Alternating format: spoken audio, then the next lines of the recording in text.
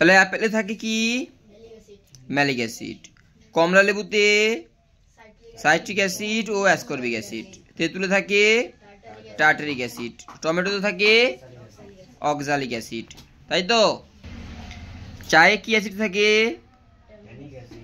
Tannic acid, দইয়ে থাকে lactic acid, vinegar মানে হচ্ছে অ্যাসিটিক অ্যাসিড CH3COOH, তাই তো।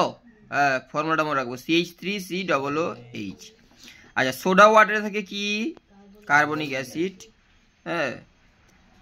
আচ্ছা, এবং মিউরিয়েটিক অ্যাসিড যেটা হচ্ছে হাইড্রোক্লোরিক অ্যাসিড HCl, হ্যাঁ, যেটা হচ্ছে ওই ধরো বাথরুম পরিষ্কারে মিউরিয়েটিক অ্যাসিড কাজে লাগে, তাই তো। হ্যাঁ, ঠিক আছে। আর পিঁপড়ের হুলে থাকে কি অ্যাসিড ফর্মিক অ্যাসিড, পিঁপড়ের হুলে থাকে ফর্মিক অ্যাসিড HCOOH।